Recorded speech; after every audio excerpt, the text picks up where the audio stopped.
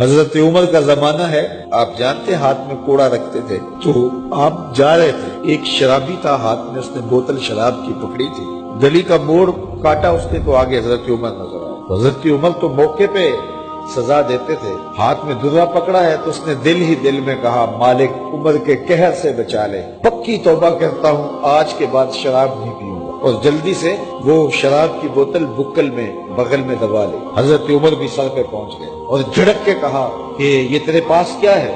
تو ڈرتے ہوئے کہا حضرت سرکہ ہے۔ تو عمر سے کہا نکال، تو جب نکالا تو واقعی سرکہ ہو گیا تھا۔ جو رب شراب کو سرکے میں بدلنے پہ قادر ہے، وہ رب گناہوں کو نیکیوں میں بدلنے پہ بھی قادر ہے۔ تو اس کے در پہ کوئی آئے تو صحیح، جھولی پھیلائے تو صحیح، ہم تو مائل بکرم ہیں، کوئی سائل ہی نہیں، راہ دکھلائیں کسے، راہ روے منزل ہی نہیں۔ کوئی اس کی دہلیز پہ تو آئے، اس کی چوکھٹ پہ تو آئے، بلکہ اس کی رحمتیں تو بہانے ڈھونڈتی ہیں۔ بشر حافی ایک بہت بڑے شرابی تھے اور زندگی شراب کے نشے میں دھت گزرتی تھی۔ ایک دن گلی سے گزر رہے تھے، کاغذ کا ایک ٹکڑا دیکھا، اس پہ رب کا نام لکھا تھا۔ یار بندہ گناہ گار ہو بے ادب نہ ہو، گناہ گار ہو بے ادب نہ ہو۔ تو کاغذ کے ٹکڑے پہ رب کا نام لکھا تھا، اس کو اٹھایا، چوما، صاف کیا، خوشبو لگائی اور اونچی جگہ پہ رکھ دیا کہ یہ میرے رب کا نام ہے، اور شراب پینے پھر میخانے میں چلے گئے۔ وقت کے ولی کو الہام ہوا، جا ڈھونڈ بشر کو اور میرا سلام دے اور اسے کہہ کہ تیرے رب نے تیرے سارے گناہ معاف کر دیے۔ نکلا، پوچھا بشر کون ہے؟ لوگوں نے کہا وہ تو بہت بڑا شرابی ہے۔ اللہ اکبر۔ گھر پوچھا، کہا وہ شراب خانے میں۔ شراب خانے میں پیچھے چلے گئے۔ وقت کا ولی اللہ شراب خانے کے دروازے پہ دستک دے رہا ہے۔ اندر سے آواز آئی، کون؟ نام بتایا، کہا میں بشر کو ملنا چاہتا ہوں۔ کہا وہ تو نشے میں دھت پڑا ہے۔ ساقی میخانہ نے کہا کہ وہ تو نشے میں دھت پڑا ہے، کہا اسے ملنے آیا۔ اس نے جا کے کہا کہ باہر تیرا کوئی مہمان ہے۔ تو بشر نشے میں ہی ڈولتا ہوا ننگے پاؤں دروازے پہ آیا۔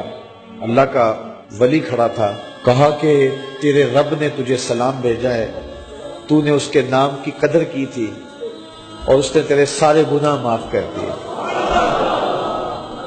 بشر حافی ننگے پاؤں تھے، اس وقت نشے میں تھے۔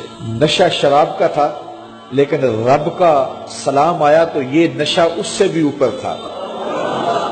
جھوم اٹھے اور کہا کہ میں اب رب کا سلام آیا ہے تو اب میں ننگے پاؤں تھا، اب ساری زندگی میں جوتا نہیں پہنوں گا۔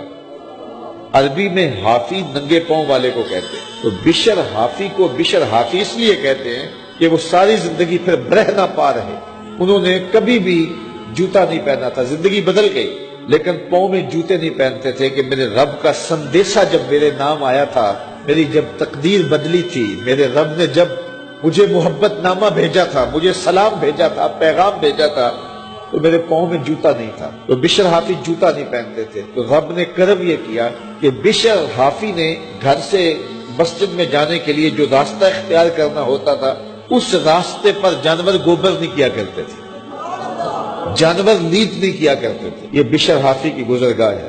ایک دن ایک شخص آیا تو جس راستے سے بشر حافی گزرتے تھے تو وہاں کسی جانور کا گوبر پڑا ہوا تھا۔ اس نے بلند آواز سے کہا، ایھا الناس، لوگوں سن لو، بشر حافی انتقال کر گئے۔ لوگوں نے کہا تمہیں کس نے بتایا ہے؟ کہا یہ گوبر پڑا ہوا ہے، اس کا مطلب ہے کہ آج بشر حافی اس گلی سے نہیں گزریں گے۔ تو جب پتہ کیا گیا تو حضرت بشر حافی کا واقعہ انتقال ہو گیا۔ کوئی سچی توبہ کرے تو صحیح، کوئی اس کی دہلیز تو آئے تو صحیح، ہم تو مائل بکرم ہیں، کوئی سائل ہی نہیں، راہ دکھلائیں کسے، راہ روے منزل ہی نہیں۔ کوئی جھولی تو پھیلائے، وہ تو کریم ہے، اس کی تو رحمتیں آواز دے رہی ہیں، یا ایھا الانسان ما غرک بربک الکریم، او بھاگے ہوئے انسان، آجا پلٹ کے، تیرا رب بڑا کریم۔